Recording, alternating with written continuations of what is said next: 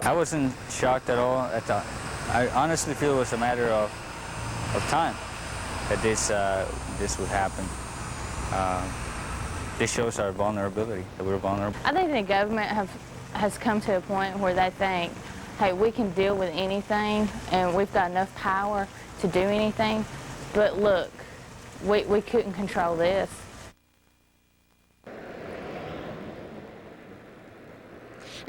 Now, some of these experts say that a lot of these groups feel that no one is listening to them, they have nowhere to go, and that this is the only way they can be heard, so they resort to extreme acts of violence. Now, experts say this is a sure sign of desperation, and that this was most definitely a methodically planned out attack. Auburn University, thank you for that report, Patty. Now back to our top story, attacks on America. We want to bring you up to date on the information we know about today's disastrous attacks. First and foremost, the World Trade hit 2 targets.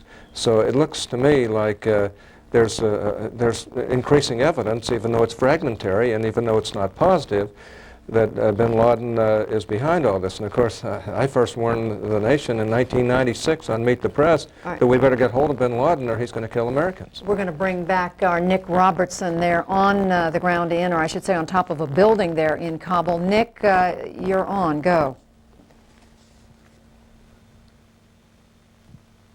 Well, certainly the fire we were watching on the horizon before, I'd made the assumption that it was an oil depot burning because we've certainly seen flames, a dull yellow fire turn into a bright orange fire with flames leaping into the sky.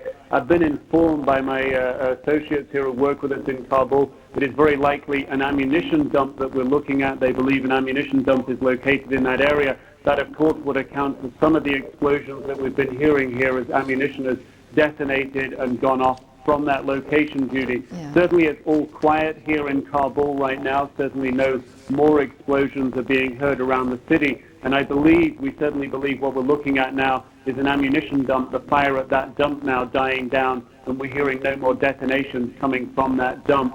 Certainly Kabul is within striking range of some of the long-range missiles that the Northern Alliance has and is capable of launching in this direction. And certainly in the past, the Northern Alliance has launched missiles at Kabul. It is not without the realms of possibility that the Northern Alliance could launch missiles at this time. The Northern Alliance in the last couple of days has gone through the rather traumatic process of an assassination attempt on its key leader, Ahmed Shah Massoud. Still unconfirmed whether that leader is alive or dead, and certainly there's a ferocity within the internal fighting going on in Afghanistan at this time. One certainly cannot rule out that any missiles falling on the city tonight could be coming from that Northern Alliance.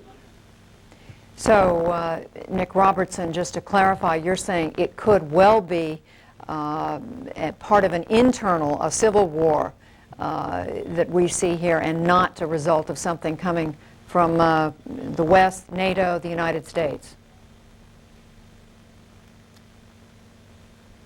From our vantage point this evening, we can certainly report a large number of explosions around the city, what appears to be an ammunition dump on fire, a lot of return fire coming up from positions in Kabul.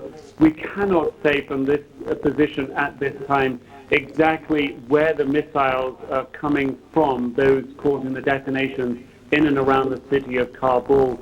It is possible it's from the Northern Alliance, and of course there is the other possibility that we've been talking about this evening. And Nick, is this typical of the kind of fire that you've been seeing back and forth in this war that's been going on in Afghanistan? Is this at all typical?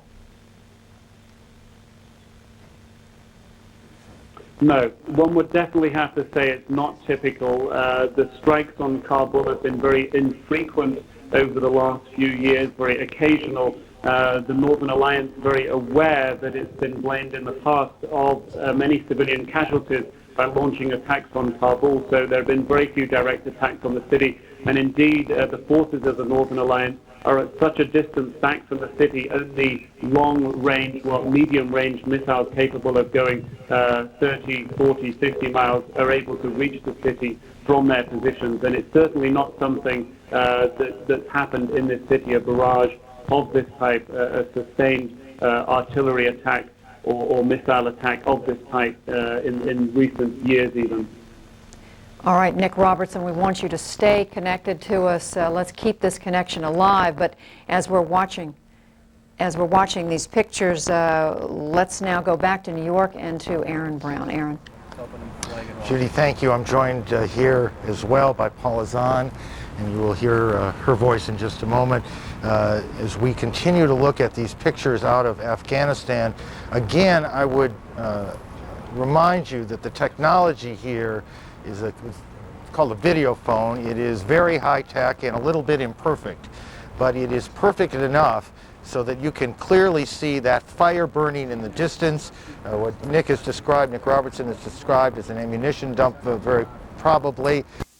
Well, I think tomorrow's going to be, as I said, a tougher day than today. We had earlier a gentleman on who was working on the 65th floor of the North Tower, the World Trade Center, and he said this is just becoming real to him for the first time. But I can imagine across the country, this sense of shock really will turn to outrage.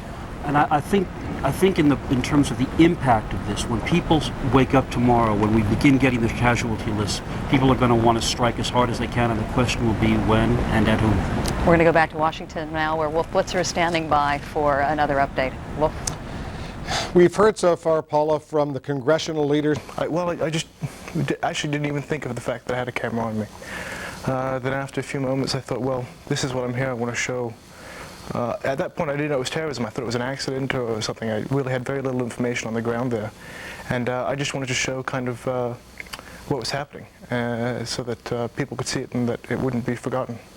When you were working and you were photographing, could you hear other people around you and the panic? And did that register while you were trying to shoot your photographs? Well, it was eerily quiet. The policemen and the firemen were very civilized, very orderly. I think what sticks with me the most is the sprinkling of the glass as it was falling off the World Trade Center and the occasional thump of a body hitting the ground. I think that's really what sticks with me, are those sounds. How close were you to getting hurt? Well, at one point I was about 80 yards away from the World Trade Center. I think it was Tower 1, the one with the antenna. And a fireman yelled at me, a captain, get out of here, get out of here. And I said, oh, these guys have to do their job, and I left. And about 30 seconds later, I had removed myself about 100 yards. That's when the building came down onto about 2 dozen fire trucks where I had been formerly. So you were very lucky to move when you did. I wouldn't have moved. I thought I was in a great position to get some shots where I was, unless that fire captain had said something to me. Has that registered that you almost were killed? Yeah, it's registered that I almost died twice, and that, if that fireman hadn't said anything to me, I wouldn't be here right now. All right. Thanks, Tom. We appreciate you coming in very much. Okay. Now, I'm going to go to David Lee Miller, who is now currently in Lower Manhattan, because there are still people, according to Mayor Giuliani, alive, buried in the rubble. And there's a problem, David, to get to those people right now, correct? Very much so. In fact, we're told by one of the National Guardsmen that the rescue efforts in earnest really won't begin until tomorrow at this hour, Bill. And you can see it happening behind me. They're bringing in all this heavy equipment from all over the Northeast, it appears, to really begin what's going to be a very massive digging operation. But up until now, they were very concerned about this World Trade Building number 7 that collapsed at about 5:40. That building, which was in flames, prevented the authorities from getting to those who were trapped, both the dead and those who were still living. All right. Now, how far are you away right now from where they believe people are alive? I'd say we're about 7 or 8 blocks away. It's hard for you to see, in fact, but you can hear the sirens. I don't know why there are sirens at this hour, but there are still emergency vehicles down here in Lower Manhattan. There is no electricity at this hour, and there's an eerie sort of glow right in front of the World Trade Center where they do have the emergency equipment and the battery-powered lighting set up. But that is where, at this hour, there are presumably survivors trapped under tons and tons and tons of rubble. The only thing that I can sort of liken this to is the embassy bombings in Nairobi, which I got to report on. But this is the scale of this is just so much more. Yeah, sure. I mean, combined with the fact, we're going to look at fact, of course. We're going to look at, David, when this is all over, it looks like we're going to look at in excess of 10,000 dead here in America. Now, yourself, first, one more question about the survivors. Why are they not digging for people who may be alive and under the rubble tonight? Why are they not doing that tonight? Because they fear other buildings are going to fall down?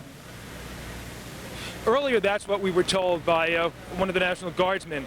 Now, we were told that they were trying to get some of those who were trapped out from underneath the rubble, but it was not the same effort that we believe will be underway tomorrow. I think up until now, Bill, it has been simply too dangerous. I also believe that they didn't have the right equipment. You can't be digging through this stuff with your bare hands. It's going to take some of this specialized equipment, cranes and tractors that will be brought in here. Otherwise, I think there's the risk that some of those who are trapped and the rescuers themselves could be harmed. Okay, Bill? and we might tell the audience that around the World Trade Center, one building has already collapsed and some structures have been weakened. So authorities do not know how strong those structures are, whether they will collapse, and obviously they have to be very deliberate. Now, David, I heard you earlier today. You were almost hurt as well as Tom Hinton was in the early going. You just got out of there barely, correct? Well,